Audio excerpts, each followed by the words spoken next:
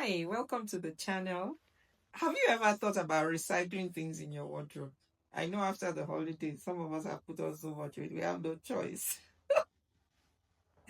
but to just recycle or bring out the sewing machine, loosen things up so that it can fit all over again. And for those who have gone into the fasting period, that's actually, a deal breaker because by force, you shed all those excess load you've put on yourself, and it allows you to fit into those clothes that you thought you'd never fit into again.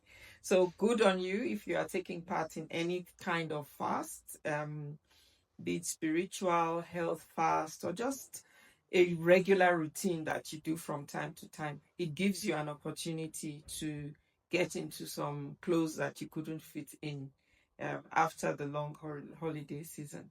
And even if you are doing that, sometimes it is good to some of your recycle your wardrobe, or even some things in your home. You may find that you've had something for so long and it's like, I really should let go of this. It's still beautiful. It still works. It still does everything you want it to do. In fact, you still love it, even though it has been used and reused. But maybe there is that time where you just recycle, repurpose, maybe give it away, or put it away. Put it away for a season. Don't wear it for a year, and see how you might be able to revamp it, in another way. I think another way of doing that is just finding ways of moving things around, in your wardrobe, in your home, even for those of us who live in small flats or small spaces. Sometimes you may get tired of the space, and then you just feel, no, it's almost becoming claustrophobic, or you don't even see what needs to be done in those spaces. Maybe it's time to move things around, repurpose things that are in your lounge, move them around, change the layout, change the curtain if you can afford to, or bring in a new plant, and then see how that would bring new life into the space. Open the window in a different way. If you used to push the curtains all to both sides of a window, maybe push them to one side of the window, whereby you're now having a framed view of the outside in another way. And you may also want to reposition these chairs, move them around, because there may be one seat that you sit in every day that you come home. You just sit in that one particular seat, and you may find that it's actually wearing out faster than the other seats in your lounge. So it could be a good time to maybe move things around so that you still sit in that same position, but it's another seat you're sitting on. And then you share or spread the wear and tear across the furniture. Even in the bedroom, you may want to turn your mattress over so that the depression, yeah, that depression side of the mattress, where it just has taken the shape of your body, it can become quite monotonous and even dangerous to your spine and those kind of things. So you may want to turn the mattress around, move it around in a way that you now reducing the pressure on the mattresses. And if you have the opportunity, maybe it's time to get new pillows, so that you're good to yourself. Say, oh gosh, this pillow, wow, it's so good for my neck.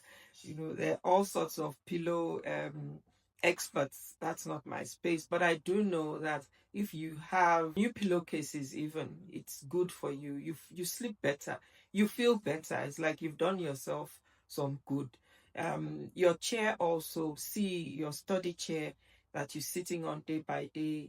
I think over the holidays, I worked a lot on my dining table, and I started having back pains, just around my left shoulder. And I was like, towards the back. And I'm like, what is this? And I realized it was my posture in how I was sitting the at the dining table working. You're trying to pretend you're on holiday, but you're still working, And I had those kind of issues. So maybe it's a good time as we go into the full working year that you move things around and start seeing how you can create new energy within your living spaces.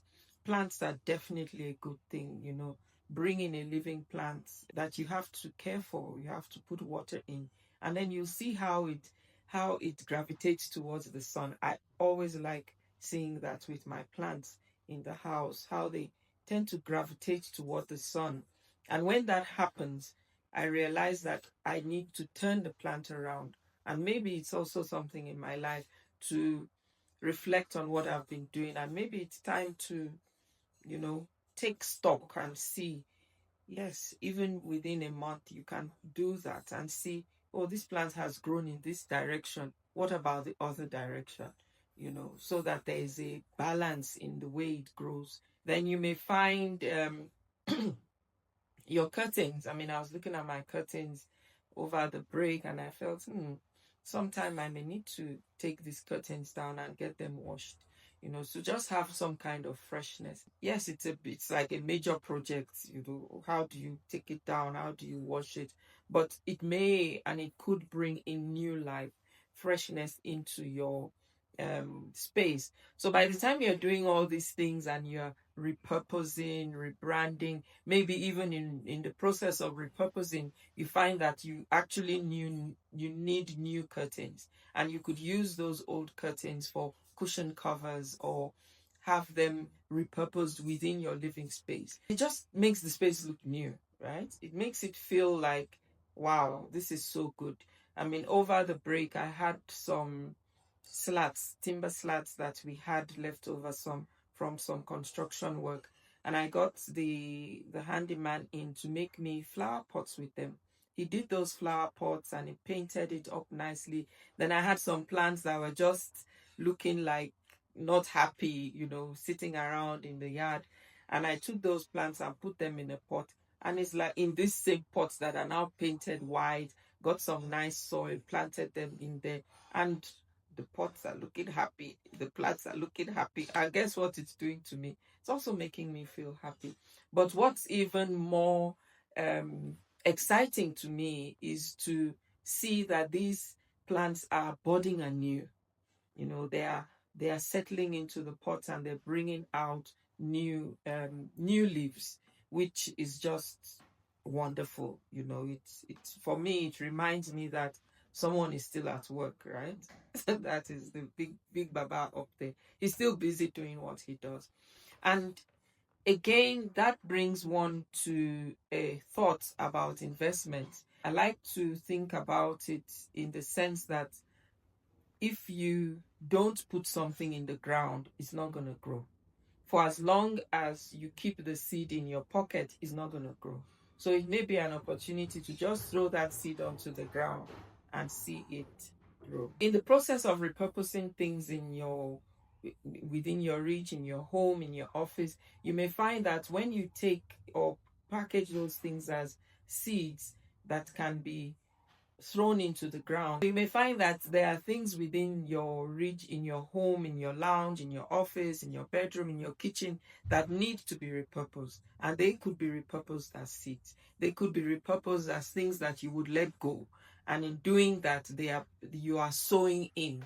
You may be able to let them go and get something that you may now take away and use as an investment, right? So you take that seed and you go and invest it. You take that seed and you plant it in the ground.